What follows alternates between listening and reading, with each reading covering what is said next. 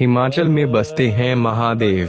ये हैं प्रदेश के 12 जिलों के प्रमुख शिव मंदिर। हिमाचल प्रदेश में भगवान शिव के ऐसे कई स्थान हैं जिनके साथ भगवान शिव से संबंधित कोई न कोई घटना या यूं कहें कि दंत कथा जुड़ी हुई है। कुछ ऐतिहासिक मंदिर हैं तो कुछ नए, मगर हिमाचल के कुछ ऐसे ही प्रमुख मंदिरों या स्थानों और उनसे जुड़ी बातों को आगे पेश किया जा रहा है। जाहिर है, इनके अलावा और भी बहुत सारे मंदिर या स्थान हैं जिनकी बहुत मान्यता है। अगर हम उन्हें यहाँ सम्मिलित नहीं कर पाए हैं तो आप कमेंट करके उनकी जानकारी दे सकते हैं। किन्नर कैलाश। किन्नौर तिब्बत किन्नौर सीमा पर स्थित किन्नर कैलाश को मानसरोवर कैलाश के बाद दूसरा स्थान प्राप्त है।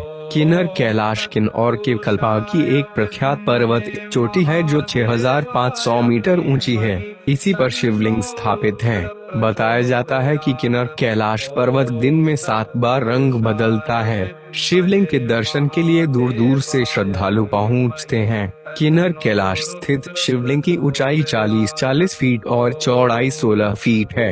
हिंदुओं के साथ साथ यह बौद्ध धर्म मत वालों के लिए भी आस्था के प्रतीक है। भरमौरी कैलाश। चंबा, धौलाधार, पांगी व जांस्कर पर्वत श्रृंखलाओं से घिरा यह कैलाश पर्वत मणिमहेश कैलाश के नाम से प्रसिद्ध है और हजारों वर्षों से श्रद्धालु इस मनोरम शिव तीर्थ की यात्रा करते आ रहे हैं। यहाँ मणिमहेश नाम से एक छोटा सा पवित्र सरोवर है जो समुद्र तल से लगभग 13,500 फुट की ऊंचाई पर स्थित है। इसी सरोवर की पूर्व की दिशा में है वह पर्वत जिसे कैलाश कहा जाता है। इसके गगनचुंबी हिमाच्छादित शिखर की ऊंचाई समुद्र तल से लगभग 18,564 फुट है। मणिमहेश कैलाश क्षेत्र हिमाचल प्रदेश में चंबा जिले के भरमौर में आता है।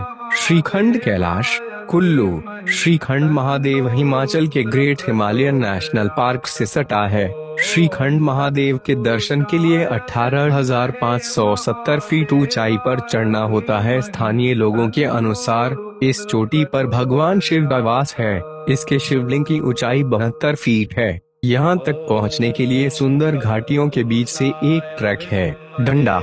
श्रीखंड का रास्ता रामपुर बुशहर से जाता है। यहाँ से निर्मंड, उसके बाद बागीपुल बेस कैंप सिंहगाड से श्रीखंड कैलाश तक कुल 30 किलोमीटर के कठिन और ग्लेशियर युक्त रास्ते को पार करना पड़ता है। श्रीखंड की पौराणिकता मान्यता है कि भस्मासुर राक्षस ने अपनी तपस्या से शिव से वरदान मांगा था कि वह जिस पर भी अपना हाथ रखेगा तो वह भस्म होगा। राक्षसी भाव होने के कारण उसने माता पार्वती से शादी करने की ठान ली। इसलिए भस्मासुर ने शिव के ऊपर हाथ रखकर उसे भस्म करने की योजना बनाई, लेकिन भगवान विष्णु ने उसकी मंशा को नष्ट किया। विष्णु ने माता पार्वती का रूप धारण किया और भस्मासुर को अपने साथ नृत्य करने के लिए राजी किया। नृत्य के दौरान भस्मासुर ने अपने सिर पर ही हाथ रख लिया और भस्म हो गया। आज भी वहाँ की मिट्टी व पानी दूर से लाल दिखाई देते हैं। बिजली महादेव।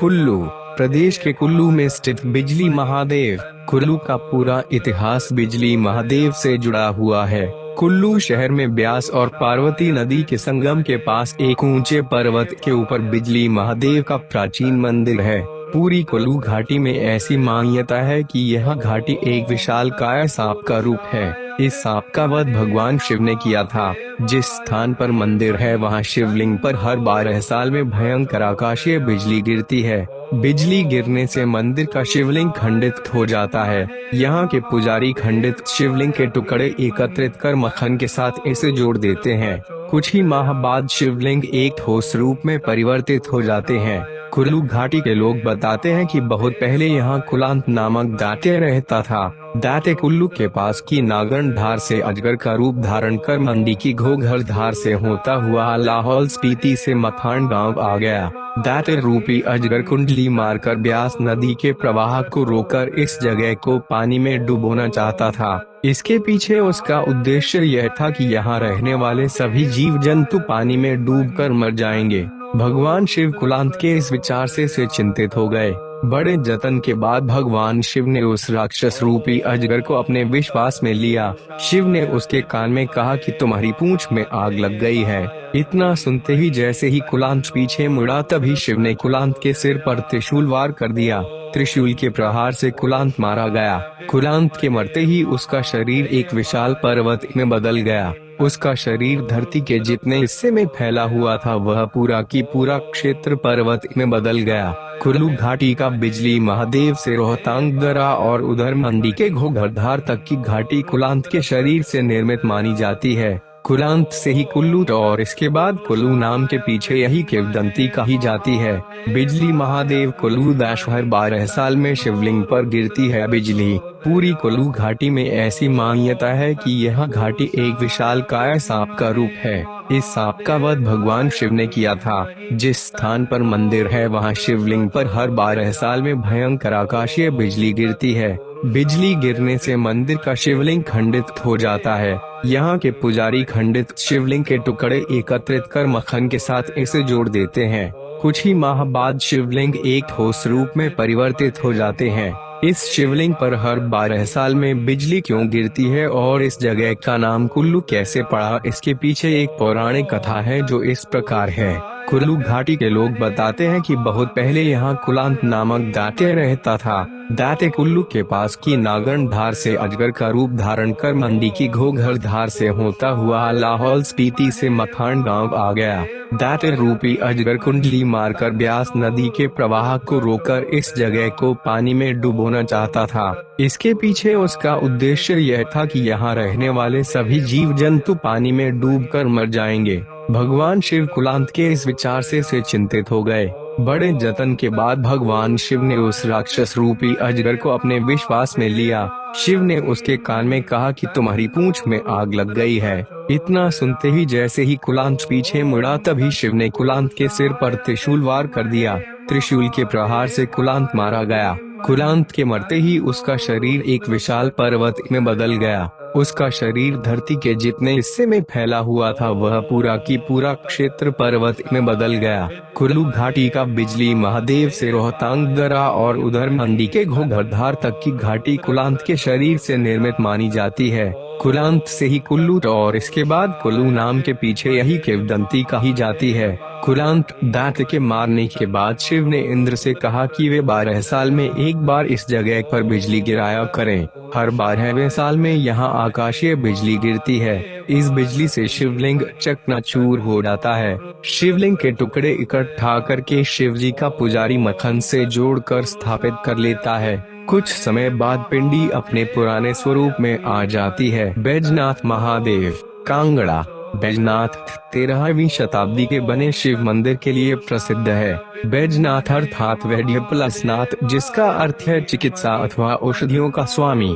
भगवान शिव, जिन्हें यह मंदिर समर्पित है, को वैद्य प्लस नाथ भी कहा जाता है। यह मंदिर बैजनाथ में पठानकोट मंडी नेशनल हाईवे के बिल्कुल बगल में स्थित है। बैजनाथ का पुराना नाम कीरग्राम था, परंतु समय के यह मंदिर के प्रसिद्ध होता गया और ग्राम का नाम बैजनाथ पड़ गया। मंदिर के उत्तर पश्चिम छोर पर बिनवा नदी, जो कि आगे चलकर ब्यास नदी में मिलती है, बहती है। दशहरा उत्सव, जो परंपरागत रूप से रावण का पुतला जलाने के लिए मनाया जाता है, लेकिन बैजनाथ में इसे रावण द्वारा की गई भगवान शिव की तपस्या और भक्ति करने के लिए सम्मान के रूप में मनाया जाता है। बैजनाथ के शहर के बारे में एक और दिलचस्प बात यह है कि यहाँ सुनार की दुकान नहीं है। बिनवा खड्ड के दूसरी ओर बसा पपरोला सोने की दुकानों के लिए प्रसिद्ध है। काटगढ़ महादेव कांगड़ा। कांगड़ा जिले के इंदौरा उपमंडल में काटगढ़ महादेव का मंदिर स्थित है। यह विश्व का एकमात्र मंदिर है जहां शिवलिंग ऐसे स्वरूप में विद्यमान हैं जो दो भागों में बंटे हुए हैं, अर्थात मां पार्वती और भगवान शिव के दो विभिन्न रूपों को ग्रहों और नक्षत्रों के परिवर्तित होने के अनुसार इनके दोनों भागों के मध्य का अंतर घटता बढ़ता रहता है। ग्रीष्म ऋतु में यह स्वरूप दो भागों में बंट जाता है और शीत ऋतु में पुनः एक रूप धारण कर लेता है। चूंकि शिव का वह दिव्य लिंग शिवरात्रि को प्रकट हुआ था, इसलिए लोक मान्यता है कि काटगढ़ महादेव शिवलिंग के दो भाग भी चंद्रमा की कलाओं के साथ करीब आते और दूर होते हैं। शिवरात्रि का दिन इनका मिलन माना जाता है। यह पावन शिवलिंग अष्टकोणीय है तथा काले भूरे रंग का है। शिव रूप में पूजे जाते शिवलिंग की ऊंचाई 7 से 8 फुट है, जबकि पार्वती के रूप में आराध्य हिस्सा 5 से 6 फुट ऊंचा है। मान्यता है, त्रेता युग में भगवान राम के भाई भरत जब भी अपने ननिहाल कैकेय देश कश्मीर जाते थे तो काठगढ़ में शिवलिंग की पूजा किया करते थे। महाराजा रणजीत सिंह ने जब गद्दी संभाली तो पूरे राज्य के धार्मिक स्थलों का भ्रमण किया। वह जब काठगढ़ पहुँचे तो इतना आनंदित हुए कि उन्होंने आदि शिवलिंग पर तुरंत सुंदर मंदिर बनवाया और वहां पूजा करके आगे निकले। मंदिर के पास ही बने एक कुएं का जल उन्हें इतना पसंद था कि वह हर शुभ कार्य के लिए यहीं से जल मंगवाते थे। त्रिलोकीनाथ लाहौल स्पीति ट्राइबल जिला लाहौल स्पीति के त्रिलोकपुर गांव में स्थित भगवान शिव का यह अकेला मंदिर है जहां पर त्रिलोकीनाथ के शीश पर महात्मा बुद्ध विराजमान है। यहाँ 6 भुजाओं वाली भगवान त्रिलोकीनाथ की मूर्ति है जिसके सिर पर बौद्ध की आकृति है। बौद्ध त्रिलोकीनाथ की प्रतिमा को अवलोकितेश्वर के रूप में तो हिंदू शिव के रूप में पूजते हैं, यानी हिंदुओं और बौद्धों के लिए यह स्थान साझा आध्यात्मिक स्थल है। मंदिर से जुड़ी अपनी गाथा है। भगवान शिव यहाँ तपस्या में मग्न रहे। मान्यता है कि वे यहाँ अज्ञात रूप से रहते हैं। पार्वती शिव से मिलने के लिए बेचैन थी तो नारद और पार्वती ने उन्हें ढूंढा। लोक कथा है कि शिव ने पार्वती को यहाँ अपने 3 विराट रूप दिखाए थे। तभी स्थान की मान्यता त्रिलोकीनाथ के तौर पर है। गांव त्रिलोकपुर के नाम से जाना जाता है। भूतनाथ महादेव मंडी भूतनाथ महादेव का मंदिर छोटी काशी के नाम से विख्यात मंडी जिला में मुख्य शहर में ब्यास नदी के किनारे है। रिकॉर्ड के अनुसार इस मंदिर का निर्माण 1587 में राजा अजमेर सेन ने करवाया था। यह मंदिर भगवान शिव को समर्पित है। इस मंदिर को उस काल में बनवाया गया था जब राज्य की राजधानी को मंडी से बिहुली में स्थानांतरित कर दिया गया था। मंदिर में स्थापित नंदी बैल की प्रतिमा बुर्ज की ओर देखती प्रतीत होती है। विद्वानों के अनुसार राजमाधव जो उस काल में राजा हुआ करते थे, उन्होंने इस मंदिर में आकर शिवरात्रि से पूर्व पूजा की थी और प्रार्थना भी की थी। यहाँ हर साल शिवरात्रि पर उत्सव मनाया जाता है जिसमें हजारों श्रद्धालु भाग लेते हैं। यह उत्सव पूरे 1 सप्ताह तक चलता है। इस दौरान मंदिर जनपद के सभी स्थानीय देवता यहाँ पधारते हैं। शिरगोल महादेव शिमला सिरमौर व शिमला की सीमा पर करीब 11,969 फुट की ऊंचाई पर स्थित पौराणिक एवं ऐतिहासिक श्री शिरगुल महाराज चूड़धार की चोटी पर पूजे जाते हैं।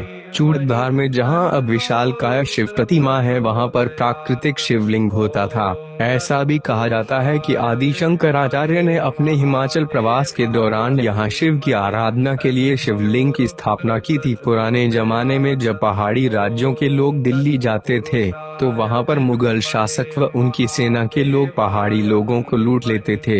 यह सुनकर शिरगुल महाराज दिल्ली गए थे तथा मुगलों को अपनी शक्ति का प्रदर्शन देकर ऐसा करने से चेताया। मुगल सेना ने शिरगुल महाराज को बंदी बनाया तथा चमड़े की बेड़ियों के बीच जकड़ दिया। बताया जाता है कि शिरगुल महाराज की सहायता हेतु बागड़ देश से गुगा आए थे, परंतु उन्हें दिल्ली में यह मालूम नहीं हो रहा था कि शिरगुल महाराज को कहां बंदी बनाया गया है।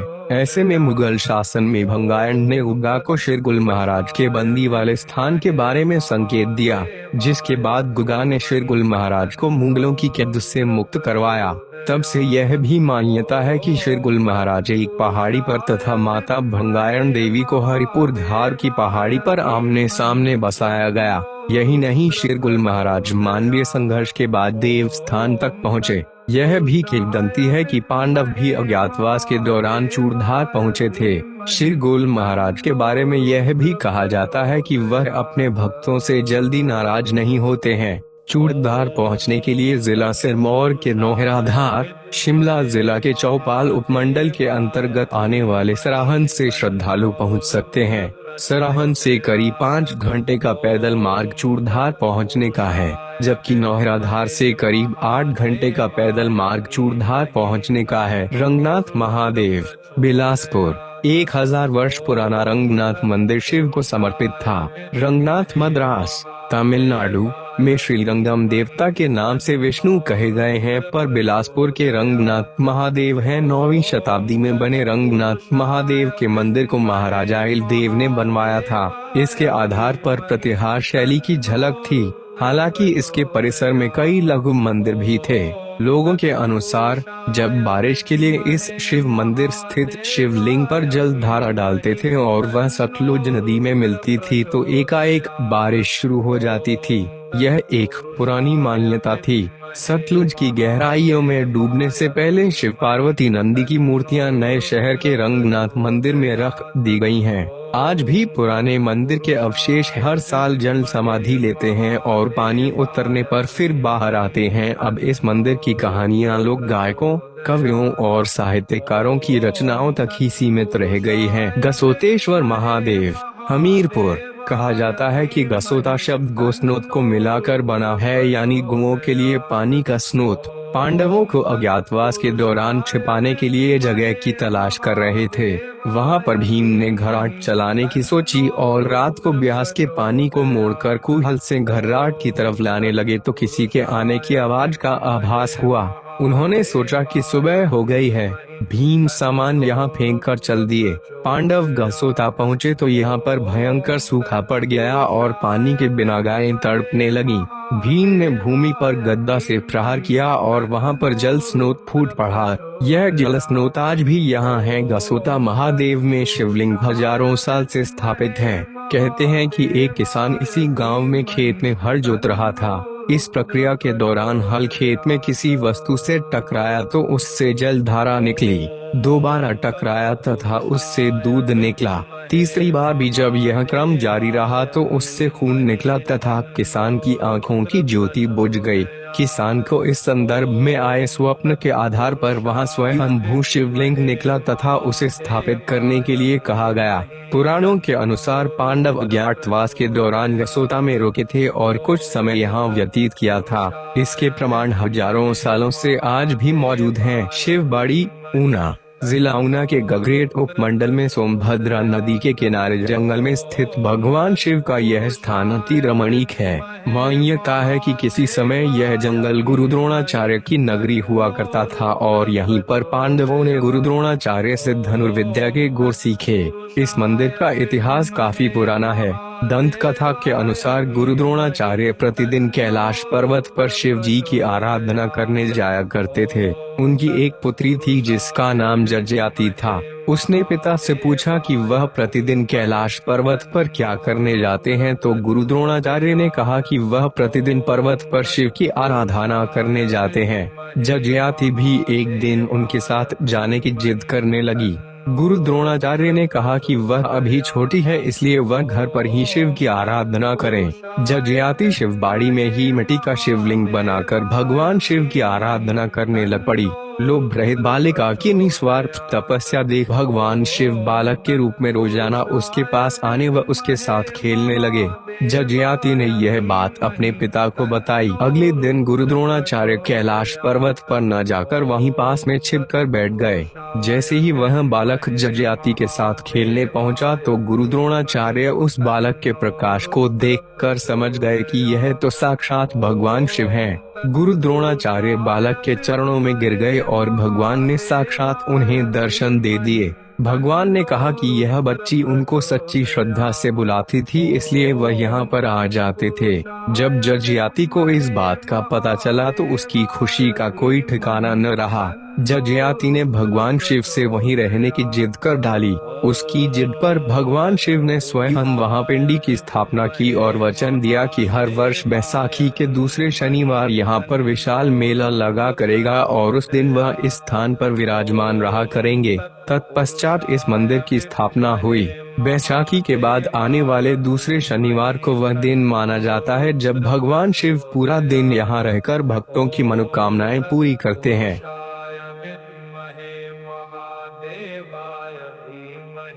तन्नो रुद्र प्रचोदयात्।